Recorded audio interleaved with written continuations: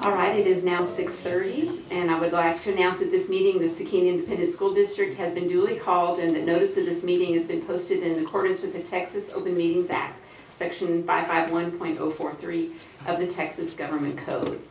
And I believe we have a few students who would like to lead us in the pledge. And Mr. Amador, do we have a quorum? Yes, we do. All right.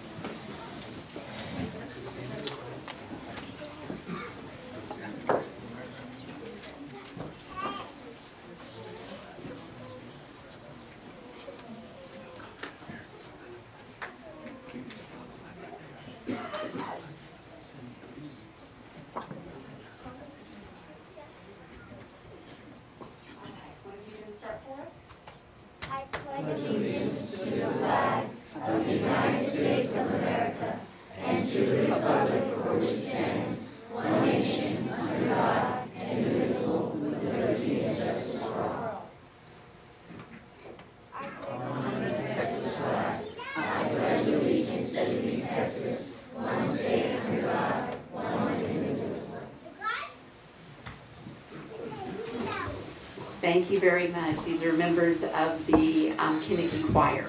All right. Moving on in the agenda, we have our announcements from our superintendent, Dr. Gutierrez. Good evening, board members and Seguin ISD community. I'd like to share highlights that have occurred since our November the 14th board meeting and share news from across the district. It really is hard to believe that we are almost halfway through this school year. As I've told people close to me, time flies when you're having fun. On November the 27th, I hosted the first State of the District presentation at the Performing Arts Center at Seguin High School. It was a good start and I was pleased with the turnout as we had approximately 80 in attendance to hear an update on the 90-day plan and the next steps in the strategic planning process. We also opened up to the audience for questions and answers. I want to thank all of those who took time out of their busy schedules to be in attendance that evening, and I'd like to extend my appreciation for Educate Seguin for co-sponsoring the event. Our next State of the District presentation will be held in the spring, and any businesses or organizations interested in co-sponsoring this event, please reach out to the school district by calling 830-401-8609. Also on November the 27th, we hosted the monthly Superintendent's Teacher Communication Council meeting. Our teacher representatives are eager to begin the calendar creation process, and this will be our primary focus when TCC meets in January. We will work closely with the Curriculum and Instruction Department to explore options to create a 2018-2019 calendar that has the best interest of our students and staff in mind. On December the 1st, I had the privilege of attending the MBLC graduation walk and award ceremony. Mr. Law's event was attended by many of our students' family members and friends. It was great to see our students recognized for earning their credits and high school diploma as a result of their hard work and their dedication. Today marked the second and final day of our strategic planning team meeting to build core beliefs, a vision and mission statement, strategic priorities, and action steps. We had about 40 team members meet with our consultant, Eddie Colson, at the Seguin Public Library to work collaboratively towards developing that blueprint. We will present an update to the board in a Team of 8 training on January the 10th during a special workshop. I am grateful and appreciative of the community members who took 2 days from their work and personal schedules to spend time creating this important plan for the district's future. Several campus-based and community fine arts Christmas performances are occurring this week. A few are scheduled for tomorrow and Thursday, including Jefferson, Kinnicky, Rodriguez, Patlan, and McQueenie. On Thursday, we have Breezy Meister Choir Concert and the performance of Elf Jr., plus the Seguin High School Holiday Band Concert. All dates, times, and locations for these holiday events are posted on the homepage. All interested in supporting our students, please make sure to visit the homepage. In case anyone has forgotten, early release on Friday marks the start of our Christmas holiday. I pray that our students and staff and their families enjoy a safe and blessed Christmas and New Year. Looking ahead, January the 2nd is a staff work day and a student holiday, while January 3rd is a staff development day and a student holiday. Our students will return to school bright-eyed and ready to learn on January the 4th, 2018. Thank you and Merry Christmas to all. Thank you, Dr. Gutierrez. I can't believe it's going to be 2018. It's just hard to believe. Moving on to our board member reports, we'll start at the end here with Mr. Holt and move down the row. Let's try to keep them short. Well, this one is very short. It was been a very busy week, busy month for me, but not for attending things for the school, unfortunately. This month I attended the Matador Band Banquet, where they raised approximately $14,000 to help support our band. I also attended the opening night of AGB performance of the Elf. And then I attended two cheer competitions, one at Texas State University, and the other one was in Frisco at the NCAA Lone Star Classic. Our cheerleaders performed their UIL performance routine at both and placed second place at NCAA, which was a good accomplishment for them. I also participated in the Blue Center Toy Drive held on Monday. In 32-degree weather, so it was very cold out there, but thank you for all that donated, if you did, and that's it for me this year.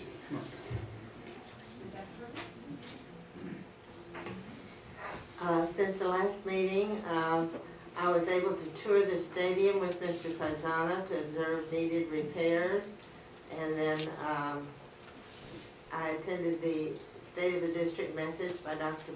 Gutierrez. The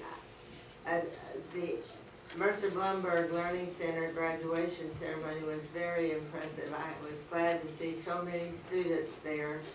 I can't believe they have so many this year. It's more than usual, and it's a wonderful service that is provided for our school district and our students to be able to finish their degrees and their high school diplomas. Last evening, I attended the choir concert at Weinert Elementary School, and I look forward to many more good things to happen. Thank you, Ms. Effenberger. There's a lot of repetition here because we see each other at a lot of events. So I was also at the band barbecue. I worked the raffle table for a while, and I'm glad to hear the total amount. Thank you for reporting that, Mr. Holt. I did also attend the State of the District and was happy to hear the dialogue. They had some really good questions, and Dr. Gutierrez handled them very well.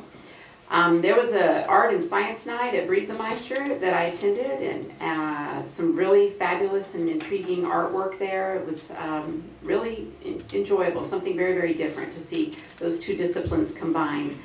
I also attended the opening of ELF Junior, and I think they have one more performance Thursday, so if you're interested in that, it is a lot of fun. And it's nice because it's kind of chilly outside, and it is about Christmas, so I think the kids enjoy it a lot. I was lucky enough to get to visit a classroom in Weinert with Mr. DiPalermo's class for the week of code, and those fifth graders, they showed me up. They know a lot more about coding than I do, so I was happy to be there. I did attend the mariachi concert, and that was a lot of fun. It's always good to see this really big crowd that comes to the mariachi concert each year. And I also went to the choir concert and came out to a winter wonderland when I left the PAX that Thursday evening. I was lucky enough to be able to attend both days of the strategic planning this week, and I'm really inspired, and I think we're moving in a really positive direction. We had a lot of really great input from the community today and yesterday, so I'm really happy to see that. And also was out there collecting money and toys with the 32-degree weather on, I think that was Monday, yeah. All right, Mr. Almador. I also was at the State of the District address given by Dr. Gutierrez, and I also attended a coding class, and I saw all the little kids and how smart they are. And I never thought that I would, I don't think I was as smart as they are when I was their age. And so I am impressed, and I have a feeling one of these days they'll do us proud. Maybe now. And hopefully there will be good things to come from that. I also had lunch at Seguin Independent School District's cafeteria, the new school, high school. And it was okay, but it could be better. So maybe I'll encourage you all to go and attend and give a critique. Maybe you can give them a suggestion on how to improve.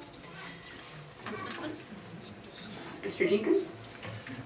So Ben and I are still, we have what, 2 more places to inspect with Mr. Fasano. And so far it's been a pretty neat situation. Like he said, we did go eat at the cafeteria one day, and that was neat also. And let's see, did attend the district, State of the District, and I think that's it. All right, Ms. Reel? Hi. So I went to the Vogel Barn, which was always really fun, and other things around the district. But I just want to share with you, I was lucky enough to be part of the strategic planning committee.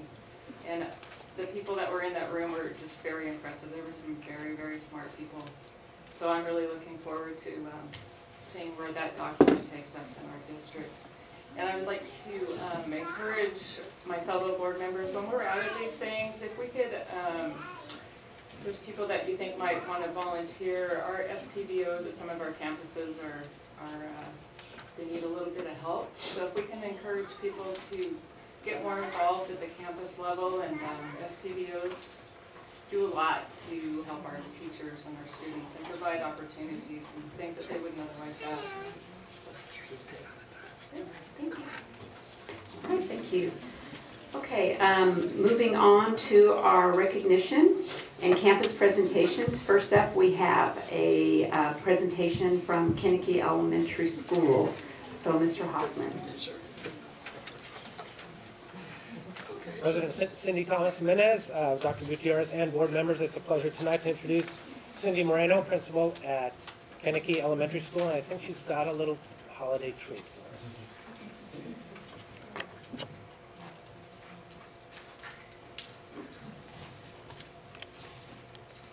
Good evening, board members, President Jimenez and Dr. Gutierrez. I am extremely excited to present our Kinnicky Chorus. They have been working extremely hard on their, and am I not on? Am I on now? Okay. They have been working extremely hard on their repertoire that they're going to share with us this evening, so enjoy.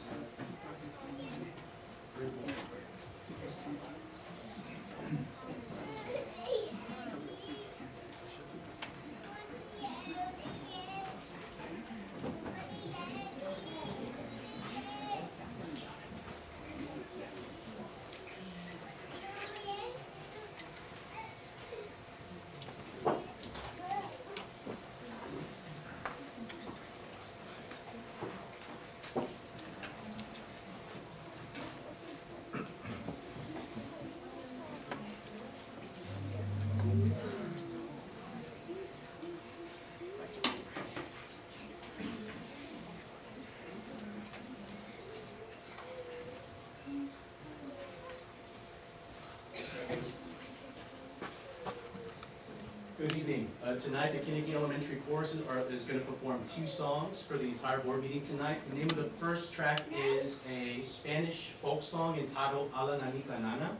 And to wrap up our portion of the board meeting, we're going to go ahead and end with a traditional Christmas carol, Rudolph the Red-Nosed Reindeer. Thank you so much for having us out tonight.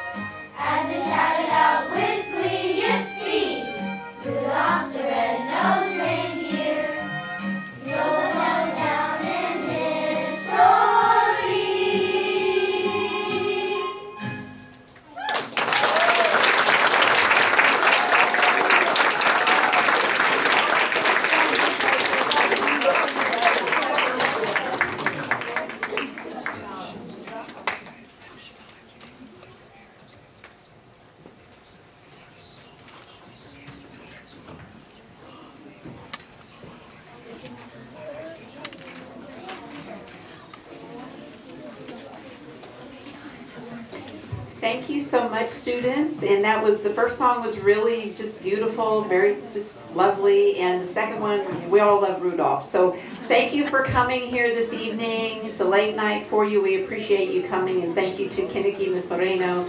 We appreciate y'all a great deal. All right, moving on to the next part of the agenda. We have a staff recognition, I believe, from staff at Barnes. So Mr. Hoffman and Mr. Garza. Again, board members, Dr. Gutierrez, tonight we're going to bring forward Mr. Michael Garza, principal from Barnes Middle School. He has with him Brandon Kelly and Fernando Mora. Both gentlemen are coaches at Barnes Middle School, and you know, sometimes you hear that phrase, it's better to give than receive, but I think in this case that might be an exception to the rule. They're going to tell us a little bit about J.J. Watt Foundation grant. Good evening, everybody. Board President Jimenez, Dr. Gutierrez. Two gentlemen that I have behind me, both are brand new to my staff. Coach Kelly came last year when we got started, when one of my coordinators moved down, and then Coach Moore came this year to us, and very excited for both gentlemen. Over the last 2 years, just to highlight, Coach Kelly has got our football team from last year's 7th graders and this year's 8th grader. They're 16-1-1. And those 8th graders will be heading up to the high school this coming year. But what I like to do instead of me talk is have them address you and let you understand what they've done to help Barnes and the equipment that we have at our school. Good evening, everyone. I'm Fernando Mora. Like Mr. Garza said, this is my first year here, and I'm very excited to be here in this district. Unfortunately, I wasn't able to bring J.J. Watt. The closest I could get was Mr. Garza himself. In reality, what happened is coming in, a fresh set of eyes from outside. Safety is the most important thing, especially when it comes to playing football. I looked at our equipment, and some of our equipment is probably upwards of 10+ years old, rusted out, and the first thing we have to do is think about those kids. And so I did some research, some ways that we can find the funds out there without using our own funds, and the money's there. And I came across the J.J. Watt Foundation. I applied for it. I sent them pictures of our stuff, showed them what we had. We wrote a letter, put it together, and they approved it. So we were able to get a grant for approximately $15,000 to replace our shoulder pads and our leg pads. So we'll have brand new equipment for our kids coming up for the next 5 to 10 years that we don't have to worry about that funding-wise for the school district. So you're welcome. But no, most importantly, again, like I said, the money's there. It just takes us as a staff, those of us, we want it for our children. We just have to go find it. And in this case, that's what we did. So,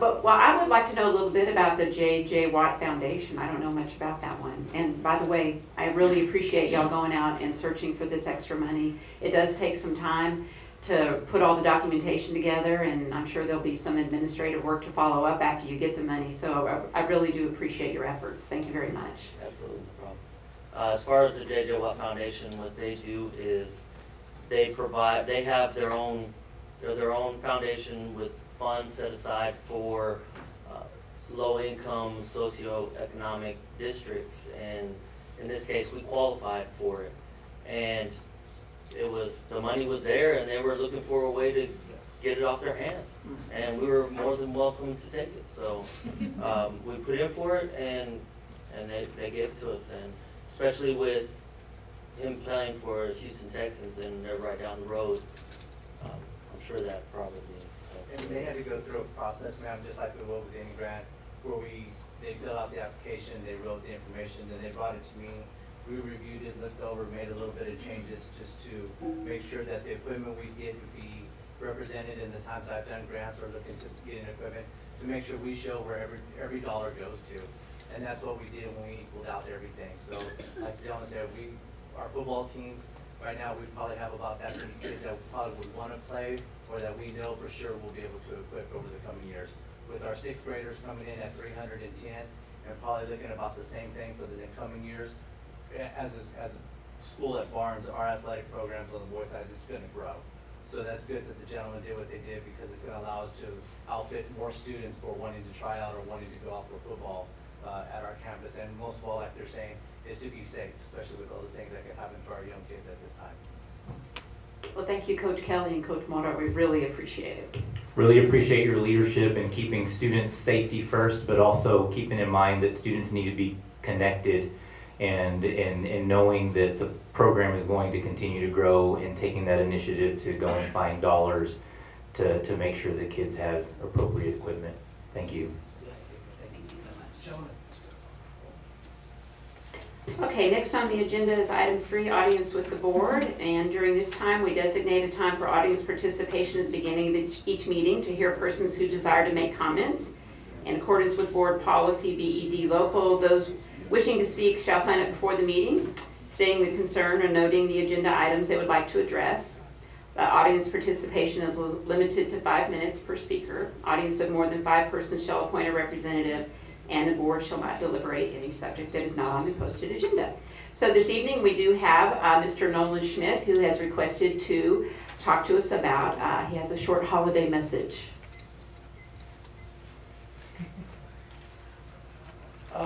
I wanted to come here tonight to wish everyone at the Seguin ISD, from the Board of Trustees, Dr. Gutierrez, all the employees throughout the school district, as well as all the students, to have a safe and wonderful holiday break. So I wanted to wish y'all a very Merry Christmas and have a Happy New Year.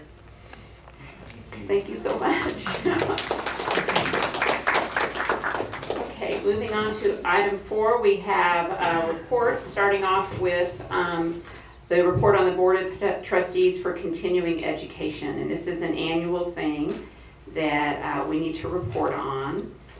So the board, we are required to attend continuing education. We have 3 different groups of workshops that we need to attend. If you're newly elected, you have some Tier 1 workshops where you have to get an orientation of your district and also an orientation to the Texas Education Code. And then experienced board members are going to get an update after each legislative session on the Education Code. Tier 2 is team building, and that's when we have team building or workshops, things along that line. And then Tier 3 are our discretionary continuing education, where we have to get at least 10 hours per year. So I'm happy to announce that all of our board members have exceeded their requirements. And to announce each of them, first we have Mr. Ishmael Flores in District 2. He has exceeded his hours, and I'm just going to be announcing the Tier 3 hours. So he has had 24.75 hours. Mr. John Holt in District 4 has exceeded his hours. He has had 35.75 hours. Barbara Effenberger in District 3 has exceeded her hours as well. She's put in 51 hours of training. Carl Jenkins in District 1 has exceeded his hours. He has put in 32 hours of training. Myself, Cindy Thomas Jimenez in District 3 have exceeded my hours. I've had 54.5 hours of training.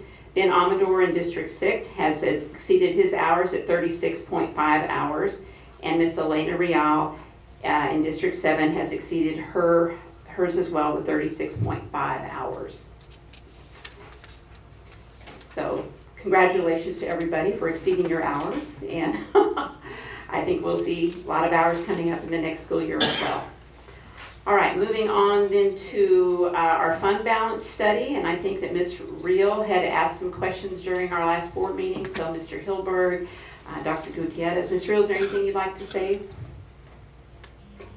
Just that why I asked for this, currently our policy is just kind of general, and I would like to see a little more definition of parameters of what we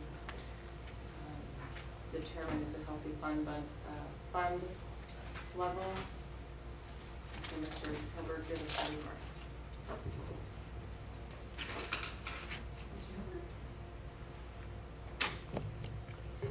President Jimenez, Dr. Gutierrez, members of the board. Yes, as was mentioned, the item that's presented this evening is in response to a request from Trustee Ms. Reel. So the Seguin ISD Business Department, we conducted a formal study. I guess it would be more of an informal study, because what we did was look at various other districts. Obviously, it wouldn't be possible to look at every other district in the state. So we looked at various other districts, some within the region. Ms. Reel offered some various districts that she had done some research with as well. So we compiled all that information together, and the results of that study are what are provided to you in Exhibit 1. So what we're looking at is districts that have a local policy as it pertains to the annual fund balance requirement. And if you look in the exhibit, the upper left-hand corner here, and I don't know if you're able to zoom in on that. That'll work. So here, what we're seeing is a list of all the districts that we did the study on. And what the first thing we had to do was determine whether they even had a local policy that addressed the annual fund balance. If a district has a local policy that addresses this requirement, it would be in what is referred to as CE local. However, there are some districts that have a CE local policy, but it does not address an annual fund balance requirement. So for districts that fell in that category, they're in the column listed, if you'll scroll up just slightly, they're listed as a no for that policy. It doesn't necessarily mean they don't have the policy, it just means they don't have the policy pertaining to the issue of annual fund balance requirement. So of those districts, there were 19 that we studied, inclusive of Seguin. There were a total of 12 that either did not have a policy at all or didn't have one that addressed the issue that we're concerned with. 7 did. In all 7 of those cases, we've made a copy of the policy for you and provided it in separate exhibits. And you can see those exhibits listed off to the right in that particular box. So now if you'll scroll over to the upper right-hand corner, Mr. Wood, yes, all the way over if you would. And so what we have at the top of this box here is the calculations that are necessary on the part for Seguin ISD to take the numbers applicable to the 16-17 annual financial statements as presented in the audit. We take those numbers, the fund balance numbers or what are depicted at the top, and then we'll apply them to the various policies presented by the other districts that are described. So we'll see that in just a moment. But just to lay out what the calculations are, we have to spell out definitively what is the assigned fund balance, what is the unassigned fund balance, and what is the total fund balance. And the reason for that is because the policies, as we read through them, vary from district to district. Some of them apply the restrictions to fund balance in its entirety, aside from those that are legally restricted, and others apply the restrictions to just unassigned fund balance. So in order to do the math, we had to spell out all of it for you. So then the next thing we had to do in the box below there is show what is the district's operating expense. You're in the right spot. Thank you, Bill. So right here you can see what we're having to do is take the total operating expense for the district, extract out items that are not operating expenses. And so what that represents would be either non-recurring one-time items, and of course that would include the purchase of the video scoreboard. That dollar amount is not something you would be spending every year. It's a non-recurring item. You would need to take that out, as well as the items that are covered by QZAB. As you know, QZAB expenditures are combined in the general fund. So when you look at the financial statements, you're seeing not only QZAB expenditures, but you also have QZAB funding in there. And QZAB funding is specifically designed and earmarked to cover those QZAB expenses. So you don't include the QZAB expenses, the QZAB related expenses, when calculating your general operating fund operating expenses. So you take those 3 items out, and that's what we've done there. So the difference is your actual net operating expenditure for the year, and that's where we're calculating the $57,955,000. Okay, so you take that number and you divide it by the number of days in the year, 365, and you get a daily cost of operations. Every single day, the general operating fund, aside from the things that we excluded and discussed, the general operating fund in 2016-2017 was spending $158,781. So with that number, now you can begin to apply and assess whether you have fund balance for a given number of days. And that's what we begin to do as we look at the comparative analysis of the local fund balance policies for various districts. And in each of these cases, what we've done at the very top of each of those columns is reflect an extract of the portion of their fund balance or of their local board policy that speaks to their requirement for fund balance. So for example, in the case of Bastrop, the extract reads, "The district shall strive to maintain a yearly fund balance in the general operating fund in which the total fund balance is 22.5% of the total operating expenditures, and the unreserved undesignated fund balance is 15% of the total operating expenditures." Obviously, most people don't deal with math in terms of words like that. It's very difficult to assess that. So what we've done is try to depict what that means mathematically. And so if you continue to follow that column down, you've got to convert, in the interest of comparative analysis, they're saying 22.5% of total operating expenditures. That is also can be derived by a number of days calculation. And I'll give you an example of that. If you go all the way over to the very far right, the last district, Schertz-Cibolo, Universal City, they have a very short policy extract. But what they've done is they've shown both the percent as well as the conversion to a number of days. And the reason why I want to draw your attention to that is because some districts say number of days, some districts say percentages. It really is all the same math, but in this case, with Schertz-Cibolo, what they're saying is 22% represents, or rather 25% represents 90 days. And if you really want to do the math, you'll find that 25% of 365 days is actually, it's like 91.25 days. So, but you get the idea. That's the principle behind us converting everything to a number of days. And so I've done that in every case, and that's what that next section is below each of the extracts of the policies.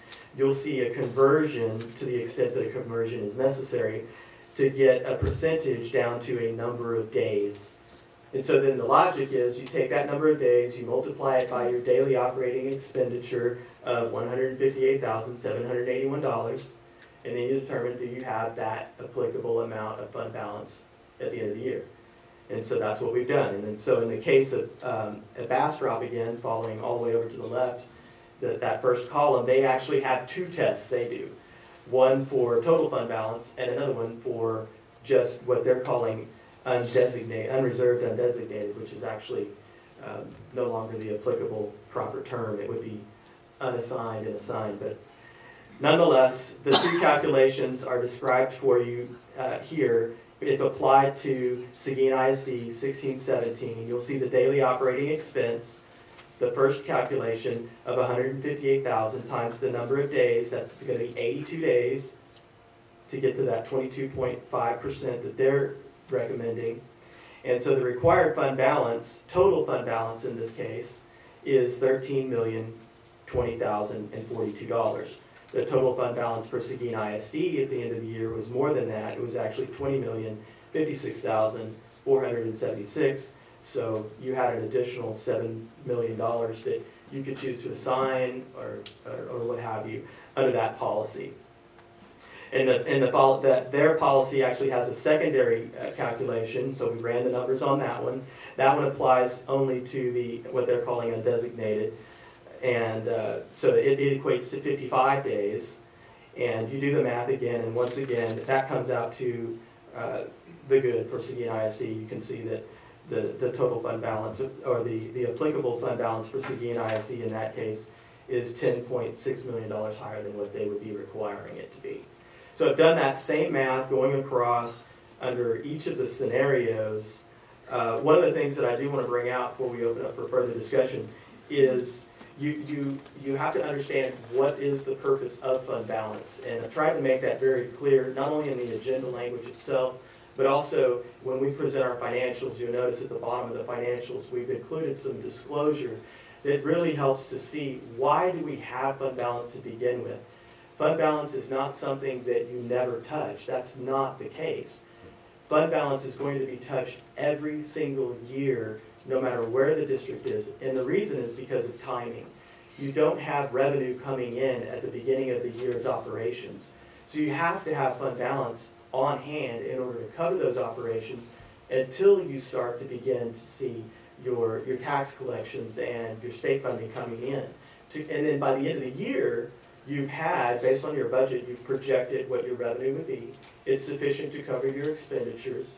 So at the end of the year, you do this calculation all over again, and then you assess where you want to be. And there's merit to doing it. One of the good things about doing something like this, now you can start to have some decisions as to what do you want to do with fund balance. Okay, so we have, let's say, $20 million in fund balance.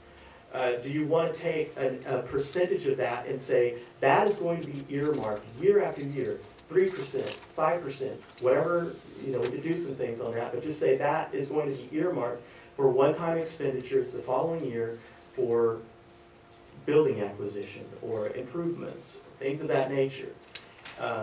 Those are your prerogative, but they're things that some districts do, and they make sense to do. You don't have to have necessarily a definitive policy that says you will do that, but there's certainly nothing wrong with it either. And so you can see that in all of these cases, you have the opportunity to meet the criteria. You could choose to do so. And that's kind of where I need to find out what the board would like to do. We're only discussing it now. If you want me to present something, I kind of need to know what's important to you. On a full fund balance basis, on an unassigned basis, number of days, things like that. So I'm hoping that we can get out of this. So with that, I'm happy to answer any questions or whatever you'd like.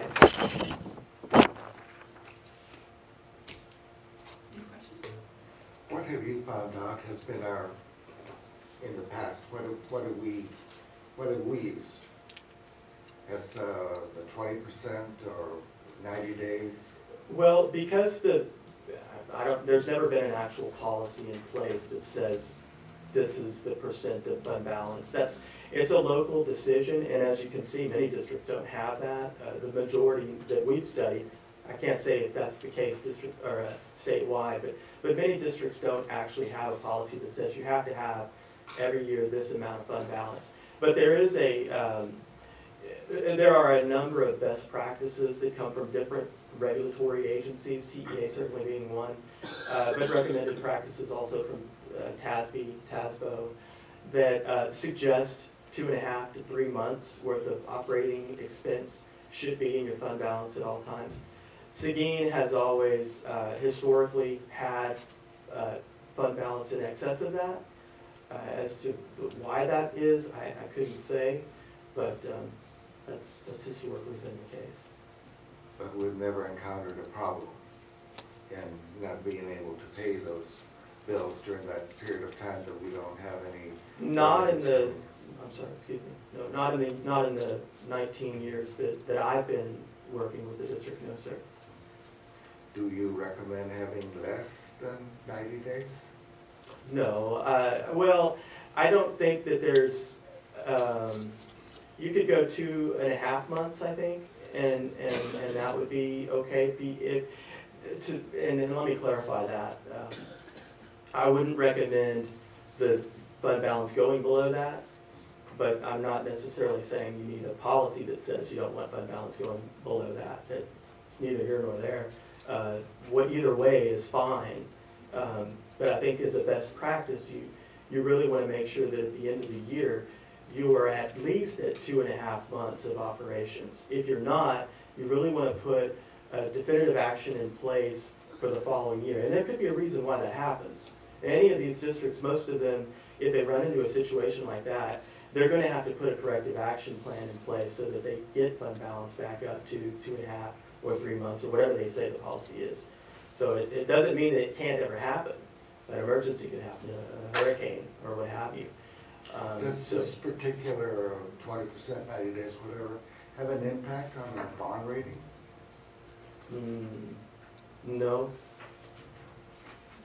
No, actually the underlying rating for Seguin ISD, a lot of people contend that the reason why districts such as Seguin have such a high credit rating is because of the permanent school fund. But one thing that you can be proud of as a board is that the underlying rating, which is exclusive of the permanent fund, is still extremely high. And you can find that on the district's website. That comes from our financial advisor. Ms. Reel?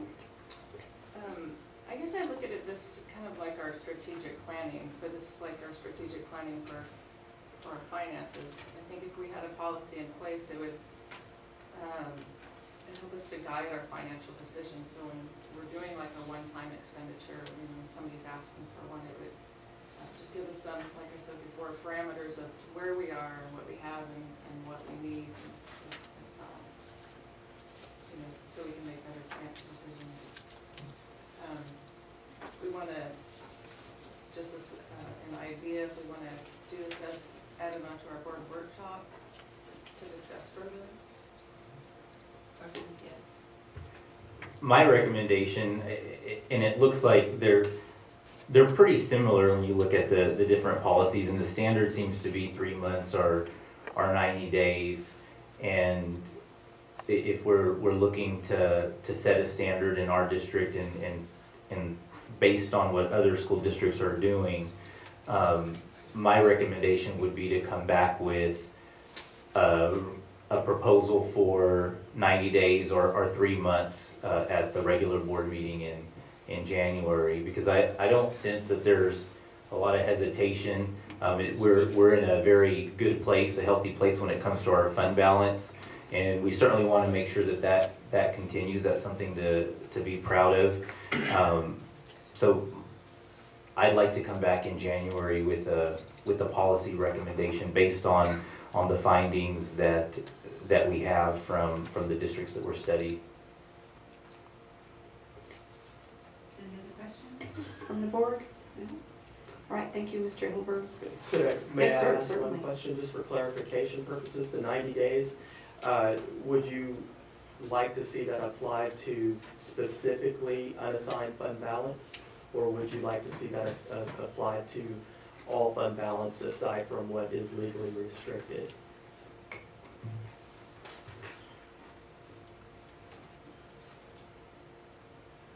What's So I the think we can- difference? The difference would be the board has the opportunity to say, we have X amount of unassigned fund balance, we now want to restrict it or assign it for a given purpose. It's your choice, you can do that, and then you can change it later if you decide to do so. It's at the board's direction. And so it's discretionary based on what the board wants to do at any given point in time. So a lot of districts choose to make this policy apply to fund balance in its entirety, not just to unassigned fund balance. And the reason behind that is because if for some reason your total fund balance is affected by something unexpected, if you've got it applying to simply unassigned and not taking into consideration the fact that you assigned, for example, $5 million for a district initiative that isn't going to happen for 3 to 4 years, you've tied your own hands, and you might even have to go in and undo that, where it's not really necessary. You're the ones that decided to put that $5 million in assigned fund balance to begin with. You at any given point in time can put it back into unassigned. So if you apply it to all assigned or all fund balance that you have control over, then you've got a little bit more flexibility and don't necessarily have to do an agenda item.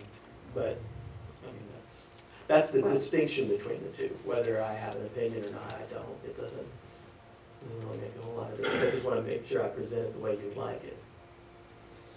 Well, I don't think we can vote on that right now, but I think just from the dialogue, I think you know you're going in the right direction. Any other comments? All right. Well, and just from dealing with the auditors and stuff and talking with them, I think the best practices that I've learned over the past 3 years is that we usually, if you're going to restrict it, you restrict it to the overall fund balance and not just one particular unassigned or assigned, because that does tie your hands. The workshop I took, I think it was 2 years ago, that was one thing they talked about, because if you limit yourself to the unassigned, then you have a, God forbid, some tragedy in the district and you have to assign a bunch of money out, then you have to come back, you have to have a special meeting, you have to approve, you have to change, make a you know, and it just takes a lot longer to make something happen. So, you know, and if you look at best practices, then I think you would do it overall fund balance. All right, at this point in time, it is 7:22, and we're going to adjourn the regular meeting. And we are going to call to order a public meeting. And in this public meeting, we're going to receive the annual financial management report regarding the district's 2016-17 first rating of Superior based on the school year 2015-2016 data. So again, Mr. Hilbert. Yes, so this is the public meeting to discuss the 16-17 Financial Integrity Rating System, the first rating it's known as for Seguin ISD. And it's important to note that this information, although it's called the 16-17 rating, it is actually applied to what took place in 15-16. So we're looking back quite a ways. I've started off, actually, there's an introductory section that's not in the exhibits, and I just want to share that with you. Okay, so what we have here to begin with, yes, thank you. So what we have here is, as I mentioned, this is related to the 15-16 year. You can see not only Seguin ISD, but any other district in the state that you choose to look at. If you want to see their first rating, not only for the current year, but in many prior years, I've displayed the link at the top of the screen there. Another way to do it is just go to Texas Education Agency's website, look up first rating, and you can look up all this information for Seguin ISD and many other districts. But I just want to give you some numbers regarding the statewide summary data. There are 1,022 districts that were evaluated by the Financial Integrity Rating System of Texas, a total of 1,017 districts, or 99.51% of all those districts, including Seguin, were assessed a passing grade. So most districts received a passing grade, but not all. And then the passing grade is further subcategorized into 3 sections. You either have superior, an A, B is above average or above standard, and then C is meets standard.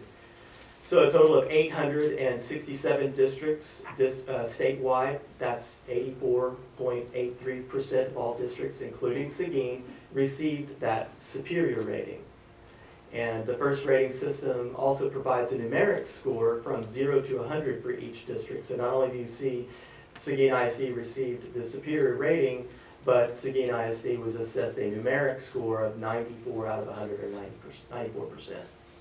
So if we'll move on down to the next portion of this slide here, and you will see what I chose to do as a comparative analysis, Seguin ISD compared to a host of other districts. And since we had already done a study on fund balance for all these districts, I just chose those exact same districts. So this is the very same districts you just saw on the previous agenda item, but we see their rating for 16-17, the first rating for each of them. And you can see that there are, and not all of these are superior. There are 2 of them in the peer group, if you will, that are actually above standard. They didn't quite reach the superior rating that Seguin did. And within the superior rating, you see that Seguin is not the highest, nor is it the lowest within that superior rating. So for what it's worth, that's the information as we have it. And so, Mr. Lewis, if you'll scroll down to the next slide. Additionally, besides comparing Seguin ISD to peer districts, we thought, well, let's compare Seguin ISD to itself over the course of, well, several years.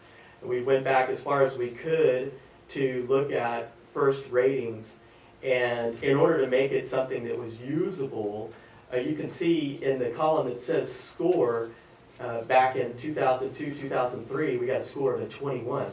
Sounds pretty bad, and it would be if it was on a rating scale of 100, but it was on a rating scale of 21 back then. And you can see on that maximum score, that's the maximum that a given district could get over those prior years. So you can see how it's changed. It's gone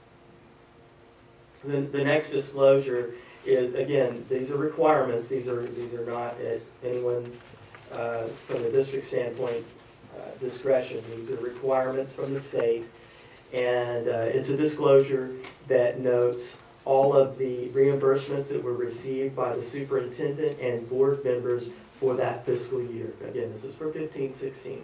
The same will be unless the rules change, which they are subject to. But if the rules don't change, then the disclosure requirements will be the same next year, and the names will change. But you can see what was spent. Now, these dollars that are reflected here are net dollars. Something that's been brought up at board meetings in the past was, do the board members and superintendent get credit for funds that are returned? You get in advance, perhaps, or money is provided for a travel. You don't go, or you don't end up spending the same amount and bring it back. Those dollars are reduced here. These are net dollars. So, again, that's a requirement. Happy to answer any questions you might have with regard to this. Okay. The final disclosure is not applicable to 15-16, but this is your actual current superintendent contract. And this will also be made available on the, as required, the district website as a part of this disclosure, as well as many others. Any questions from the board? Anybody in the audience have any questions? All right, Dr. Gutierrez? None. I just think it's important to recognize the district's superior rating, and when you look at how other districts recognize that, it's something that should be highlighted on our website because it does take a lot of work on behalf of the accountability piece from the Board of Trustees, but Tony's, Hilberg's entire department, to oversee the amount of money like this in the millions is huge, and to be able to accomplish that is something that needs to be recognized. I agree, and I'm not a numbers person, but I do appreciate the efforts that you go to break it down, put it into layman's terms, so thank you very much. And I would like to also express my sincere gratitude, not only to the board and to administration, but also to my team in the business department. They are of immense help. All right. Okay, at this time we will close the open meeting. It is 7:34, and we will reopen up our regular meeting again at 7:34. And we'll move on to item 10 on the agenda, which are consent agenda. And here we have BE local states that the consent agenda shall include items of routine and or recurring nature grouped together into one action item. All items shall be acted upon by one vote without separate discussion unless a board member requests that an item be withdrawn for individual consideration. The remaining items shall be adopted under one vote. So we have the approval of our board minutes for November 14th, 2017, as well as consideration of approval of certified appraisers for 2017-2018. Do I have would anybody like me to pull anything? Okay, I don't hear that. So can I hear a motion? Madam President, I'd like to move that we accept the consent agenda items as posted. Okay, I have a motion from Mr. Holt and a second from Mr. Amador. Any further discussion? If not, all in favor, raise your right hand. All, against, same sign, and we do have it at 100%.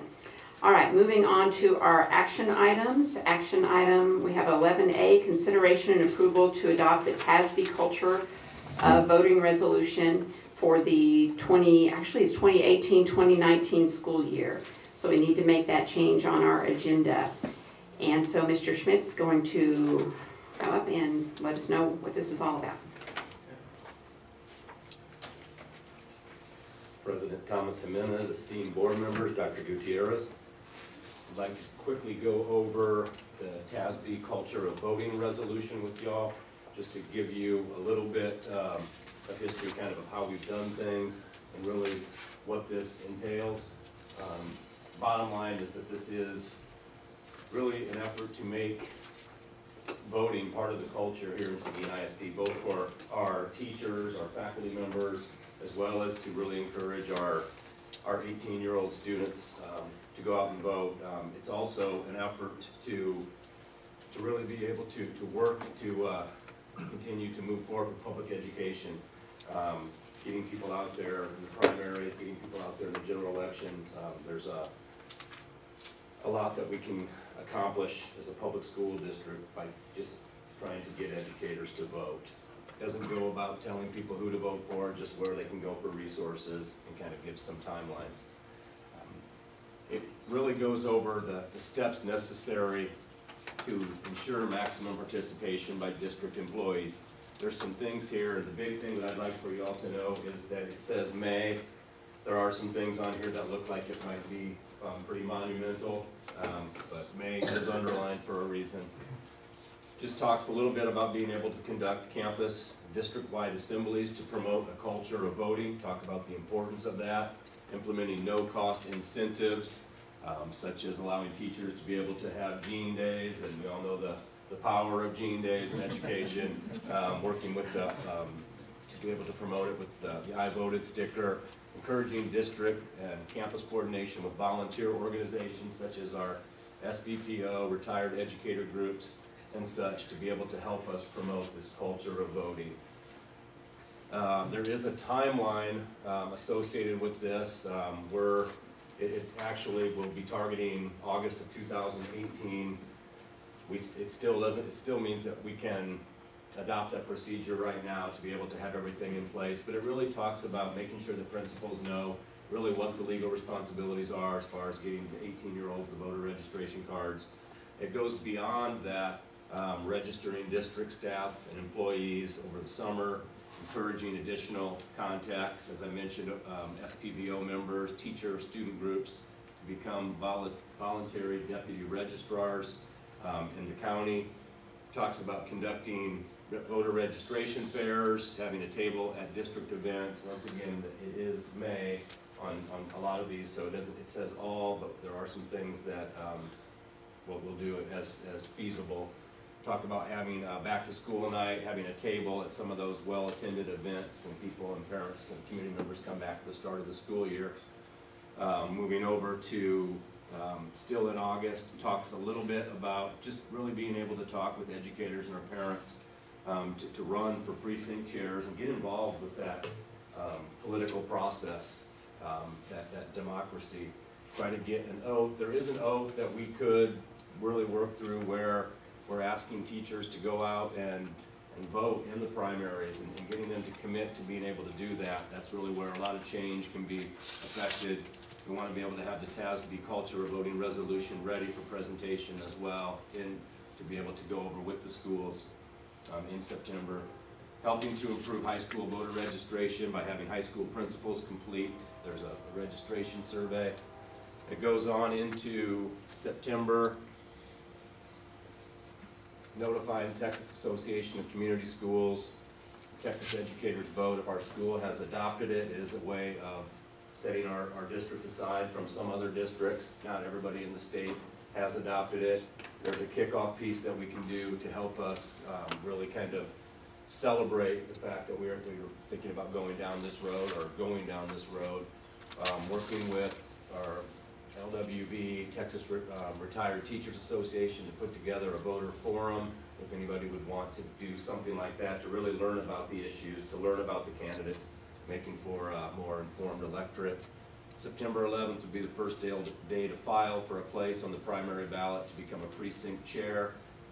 In October, there's a culture of voting kickoff meeting with staff at schools, employees, really letting them know that principals will work with teachers to be able to make sure that they can vote, letting them get to the early voting sites, really making sure that they understand just really what is at stake, and trying to get more people involved.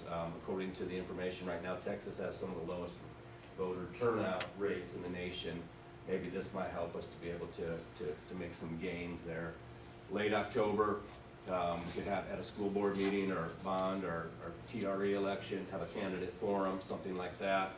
That's an option. If we continue into November, encourage community staff, students to vote in upcoming district elections, educate community and staff on the issues that are out there, and so they can evaluate what the candidates stand for. Tuesday, their election day proposed for Texas constitutional amendments, really trying to get people out there to vote.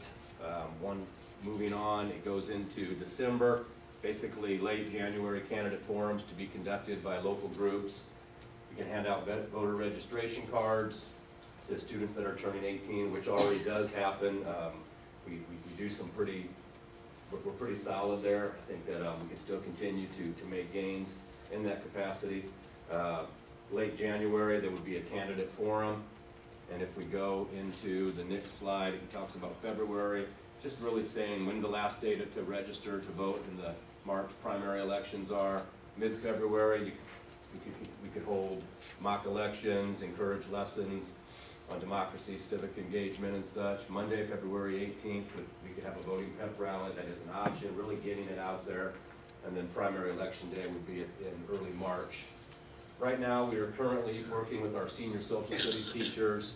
They definitely have conversation, government economics classes, according to Mr. Lee, have been incubators for lively political discussions. They talked a little bit about being informed voters, trying to go over that, the importance of that with the students. Each teacher has voter registration cards. They do distribute those to students on their 18th birthday. In the months prior to elections, there's announcements that are made. And then finally, prior to the primary and general elections, bond elections, teachers discuss the registration process with students. Teachers walk students through sample ballots and show them how to use the screens. Teachers guide students on how to research backgrounds. And they've also brought in outside registrars to discuss the important piece. I think that we are already doing some things. I think what this TASB culture voting resolution would really allow us to do would be to take it from what we're doing currently with our students to also be able to get public educators involved, those at the school involved, to really discuss the importance of talking about it, the importance of going out and trying to make an impact at the primaries, and really being able to just support in every effort at every campus that we're allowing them the time, giving them access to information to help them be informed. And that's all that I have. Are there any questions? Well, you pointed out the word may. I would like to have a little more emphasis on doing it, simply because running for public office, I came across statistics that were alarming. Okay. That there are so many people that are not voting. And really, we need to get people informed and get them, I don't know, mad, I guess, do something to come out to vote. I think this is why this is taking place, and TASB has done a lot of extensive work, because as many of us are well aware, public education is really struggling right now because a lot of the decisions that are being made in Austin. And so this is really an effort to not encourage people how to vote, but to educate them and to make sure that there are structures in place to support not only our staff but also our students to get out there and vote. One of the things that, as Mr. Almodovar said, is the statistics are pretty alarming, and educators in particular don't do a really good job of voting. So I think we have to do our part to encourage them to get out and vote. So I certainly appreciate the work that Mr. Schmidt has done on this. Yeah, I would say get the students to do some research so that they will be more informed when they vote. Okay. All right. Well, since this is a resolution, I'm going to read it aloud, and y'all just bear with me. So, resolution of the Board of Trustees of Seguin Independent School District, whereas the Texas Election Code sections 276.001 and 276.004 protect an employee's right to vote, whereas exercising one's right to vote is a civic duty and should be encouraged and promoted, whereas the Board of Trustees of Seguin ISD seeks to create a culture of voting and encourage all district employees to model responsible citizenry for the benefit of students, whereas public education and the educated citizenry created by public education are the greatest safeguards to the state of Texas and the continuation of a free society, and the institution of public education is best protected by a robust and informed electorate. Now therefore let it be resolved that the Board of Trustees of Seguin ISD supports a culture of voting and seeks to encourage maximum participation by district employees and eligible students in the elections process. That the Board of Trustees of Seguin ISD authorizes the administration to take necessary steps to ensure maximum participation by district employees and eligible students in the election process, which may include creating district communications that inform employees and eligible students of the importance of voting, creating district communications that inform employees and eligible students about when and where they may vote, creating district communications that encourage employees to participate in voter pledge programs such as TexasEducationVote.com or TexasEducatorsVote.com, creating district communications that encourage employees to use third-party tools to learn about candidates' positions on public education, such as teachthevote.org, conducting campus or district-wide assemblies that promote a culture of voting, implementing administrative procedures that provide time during the early voting period for employees to vote, implementing no-cost incentives to promote voter participation, such as permitting employees with an I voted sticker to wear jeans, and encouraging district and/or campus coordination with volunteer organizations such as the SPVO or retired educators groups to encourage and facilitate the district's efforts to create a culture of voting. Do I hear a motion to approve this resolution? Madam President, Yes, sir. I move that we approve to adopt the TASB Culture of Voting Resolution for the 2018-2019 school year. All right, do I hear a second? I have a motion from Mr. Holt and a second from Mr. Amador. And I have to say that I noticed there's a lot of communications in this piece, so Mr. Hoffman, you're going to have your work cut out for you as well as the leadership team. Are there any other questions or comments? If not, all in favor, raise your right hand. Opposed, same sign. The motion carries unanimously. Thank you, Mr. Schmidt. All right, moving on to item B, approval for Jim Barnes Middle School Sidewalk Expansion Project. Dr. Gutierrez. Yes, President Jimenez, members of the board, I am going to request that this agenda item be tabled until January. In full disclosure, the agenda, if you look at the summary sheet, under exhibits, it references Texas Government Code 2267, and it should be 2269.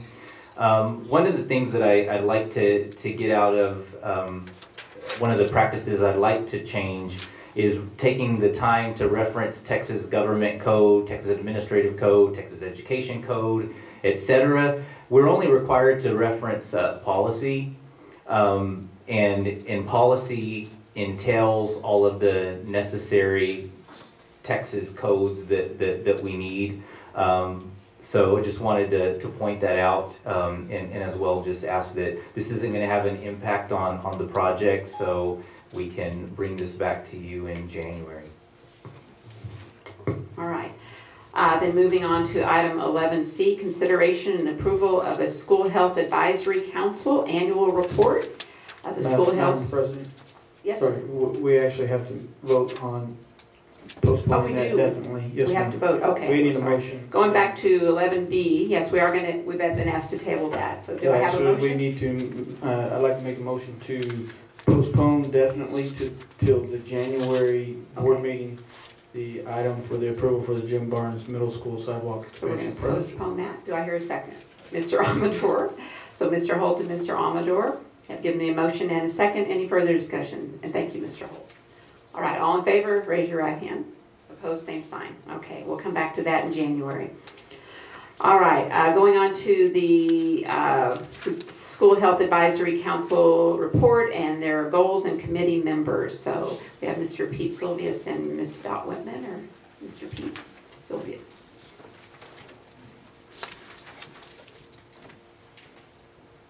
Good evening. As required by policy, our School Health Advisory Council provides an annual update to the Board of Trustees on their prior year activities, accomplishments, and goals, and then also formally acknowledging the committee members. So obviously Pete Silvius is A big part of that is for the district representation, and then we have two great co-chairs, both parents with us, Julie Still and Lisa Burns, that will also be part of the presentation. All right, well, thank you, Madam President Jimenez, Dr. Gutierrez, board members. We're thrilled to be here, as always. And again, I want to thank Julie and Lisa for being here. They, I don't think they're any strangers to you guys. They're volunteer extraordinaires, and we're really proud to have them as part of our SHAC committee. So we're going to take some turns and talk a little bit about what we've accomplished, but I think it's always important to start with a little bit of review on why we're here. Bill, can you back up to the one right before that one? Yes. So we are, as Dot mentioned, we are mandated to report to you guys annually. So tonight we're going to ask for your approval of our membership roster. We're going to ask for your approval of our goals, and we're going to ask for approval of our report from last year. You, as board members, you guys get to appoint our membership. We bring you a roster of volunteers who have agreed to serve. But in the future, we'd also like to encourage you to solicit some membership from your areas. So please keep that in mind. I think one of the most important things to point out about a SHAC is that by design, it's a voice for parents in the community. And having Lisa and Julie here is evidence of that. So by design, it's to empower the community, empower the parents to really be invested in some of the decisions that are made. And it's a way that we can share the importance of health with the school district and with you guys. So what are we tasked with? Well, we review all health-related curriculum, and we make recommendations on health-related topics. And so, Bill, if you'll go to that next slide. This graphic, I've pointed out to you guys in the years prior to this, how fascinated I am by this graphic. I think it illustrates so well what coordinated school health is. One of the parts that I think is probably the most important to recognize is that students are at the center of that. So students need to be at the center of all of our decision making. And the other part that I think is so important is this illustrates how the community is kind of guiding and sheltering us from the outside, which I think is a pretty beautiful visual. So I want to point out some of our long-standing organizational goals, and these are kind of what cement our organization. And then Julie and Lisa will point out some of the things we've done this year. So we're going to always want to promote student nutrition. That's kind of, most likely that's what started SHACs in the first place. There's not a parent in any Texas school that would say they haven't had a concern about school cafeterias at some point. So it gives a forum for positive discussion about that, and it gives a forum for realistic discussion. So we always want to celebrate that as being one of our goals. We want to increase opportunities and access to physical activity for our students, for our staff, and for our community. A healthy community is a happy and successful community, so we want to promote that. We want to increase parental and community involvement to support not only the school, but also to focus on coordinated school health. And we want to educate the whole child with health and wellness at the center of all academic achievement. All of us have the same goal of academic achievement, but these foundational things that we talk about in the SHAC are very, very important that we keep at the center of those decisions. So I think, Lisa, if you'll talk to us about this year, I think. Yeah, so I get to speak on what happened with the SHAC during the course of this last year. And I think probably what Julie and I are most excited about is the fact that Julie and I get to work together with Pete. Julie and I, as many of you know, both wear a ton of hats. SHAC is very important to the two of us. And I'll tell you, in fact, we both missed several of our children's events tonight. That's how important SHAC is to the two of us and how committed we are to making SHAC grow and improve. We both share an extreme passion for the school district and its success.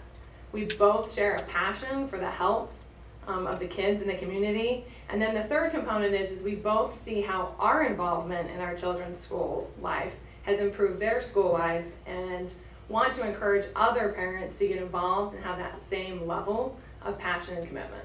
And so I think that's a big thing that the SHAC accomplished this year, is that transition where we have two co-chairs that are parents, and then Pete with us to keep us grounded. The second thing that the SHAC accomplished this year is that revising the wellness policy.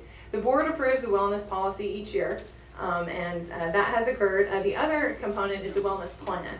And the wellness plan is a living document that the SHAC at our meetings add to, remove from, and that really determines how those policies, the plan for how those policies happen. The next thing that SHAC did this year is that we made progress and movement towards establishing a bottle fill station in every school in the district. The high school already has one in their school, and we are coordinating with the SBVO, and they've agreed to collaborate with us. And so we're excited for the ability of SHAC to continue to coordinate with other organizations within the school district to really power together. Fill stations show, all the data with them shows that if it's fun to fill up a water bottle, kids are more likely to drink the water. The more water that we can get into kids, the less soda and juice is going to follow. And so we're really excited about that. The next thing is we collaborated with the Seguin Educational Foundation for a Healthy Nut Run. It was kind of a banner year. There was 2 runs in the same year.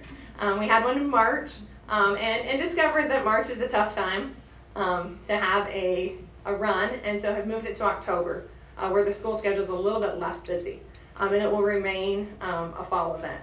The last thing that SHAC, real progress that SHAC made, is we were able to coordinate and collaborate with the food service, who came to a few of our meetings, and we were able to express our concerns, and they were willing to take a couple of items that were unhealthy choices off of the food service menu. And so I think we really do with our reporters need to thank food service for coming and presenting and really listening to what we had to say. Now Julie's going to talk about what's coming up in the next year. Okay, so first of all, I just have to say I have worked with SHAC for maybe 3 years now.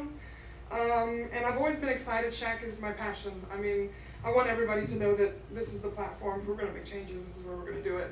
But I am super excited to work with Lisa, and I'm super thankful for Pete to keep us grounded, because Lisa and I like to, we get excited. We get excited. So as far as this year, like Lisa said, we have the bottle fill station going to each elementary school, and that is exciting. Working with the SPVO with that, which is exciting. We plan on updating the wellness plan to include a recess policy, which is also very exciting and very much needed. We're going to continue our efforts to promote a healthy, high-quality school nutrition program. We are going to find, hopefully, a use for our salad bars, and of course promote more fresh fruits and vegetables, of course. We're going to continue our efforts to support increased opportunities for physical activity in and out of the school day, including a high-quality physical education program. We have high hopes of updating the sexual health curriculum and teaching training to better meet the needs of our students this day. We plan on encouraging campus gardens at all SISD schools, because that's extremely important. I think the tough part there is volunteers. I know Vogel, we tried, and it's tough. It's tough. We need to find more volunteers for that, and I think that would be successful and a huge deal.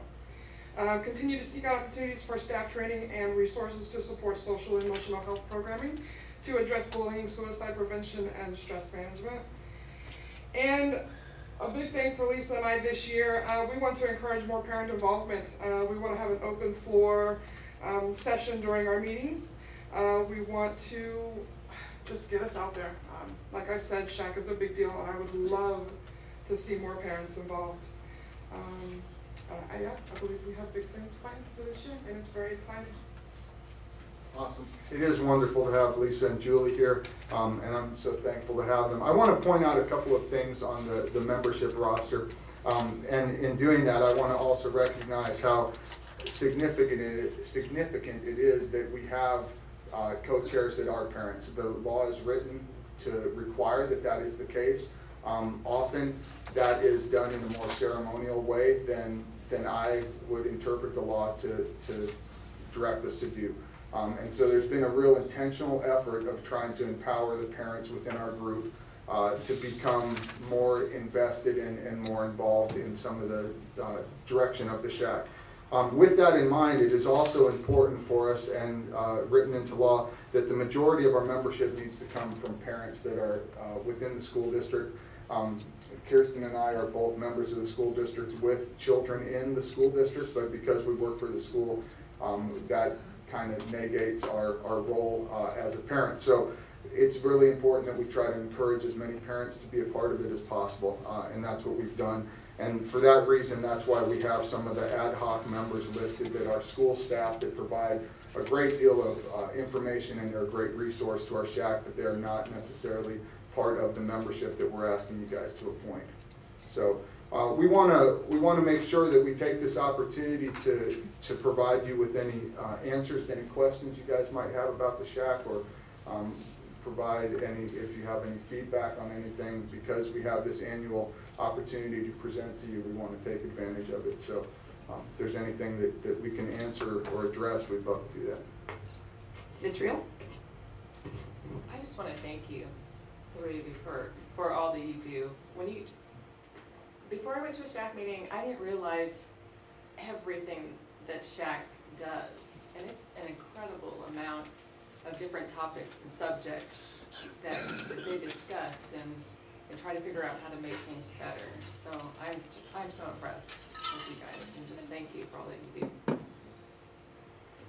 And to piggyback on that, I didn't realize you had all these subcommittees, so I find this impressive as well.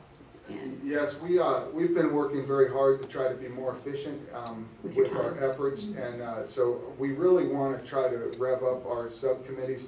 One of our mandated subcommittees is a physical activity subcommittee. The others we have put in place because we feel like that's how we can meet our objectives better. But we're hoping to really rev that up. But thank you for seeing that. okay. And I'm very happy about the bottled water stations. We could use one here too. Right. Any other questions or comments? I just want to say thank you. Having the opportunity to have worked with SHAC in previous districts, many times it's hard to get tasks accomplished because, I mean, a lot of the items that you discuss can be controversial. And I think it really takes a certain level of energy and passion to really make things happen, and it's impressive to see what you accomplished last year. But I'm really excited as a new superintendent about what's coming this year. So I really do appreciate your efforts and your hard work, your commitment. Thank you all. One more thing. Later on, maybe I'll talk to one of you. There's a master gardener in town that would like to help out with gardens in schools. Yeah. And I think one of the problems that I've noticed with gardens is if the custodial staff or the maintenance staff isn't aware that that's a garden, sometimes they get mowed down. So better communication, please. Thanks. So Julie and Lisa, thank you for your time, and Pete as well. Yeah, just for fun, I'd like to note that 2 people said that I kept them grounded, so I'm pretty sure that that's the first time that's happened. I doubt that'll happen. Yeah, I know John was kicking the desk on that. Yeah. All right, so we have in front of us a consideration to approve the School Health Advisory Council, their annual report, and their goals and committee members. So moved. Thank you, Mr. Holt. Do I hear a second? Thank you, Ms. Reel. Any further discussion? Not, all in favor, raise your right hand. Opposed, same sign. It's passed unanimously. And moving on to item 11D, we have a few personnel action items from Ms. Dot Whitman.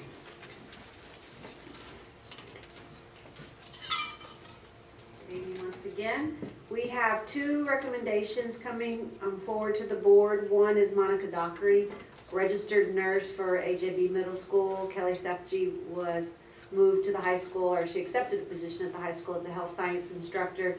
The RNs, along with librarians and diagnosticians, are all on a Chapter 21 contract as well. So that's why we have to bring those positions to the board. And then, and we're working with the release time. She has 20 years experience with Luling ISD, or in, not just with Luling, but in the RN industry, but is currently with Luling ISD. Based on where she lives, they're allowing a release. They just have to fill that person or that position before she starts with us. So we have that school covered for right now with a retired RN, so we're in good hands right now. So we anticipate her probably after the holidays. Also is Narda Martinez. We were super excited. She was probably one of the only bilingual bilingual candidates at the UTSA job fair. We did a lot of talking with her, a lot of follow-up with her. But what sealed the deal was her visit to Rodriguez Elementary and the environment that she felt there. And we were like vultures circling her at the job fair, because she's also passed her BTLPT, and that's almost unheard of the first round. So she is going to be, I think, a really great asset for that campus. She's brand new, but has really great references on her student teaching. The only thing she lacks is just walking across the stage. So as soon as that happens in December, we didn't want to delay that hire. So that's why we put pending there. But all 4 exams that she has to take are complete and passed. So she's going to be a great asset.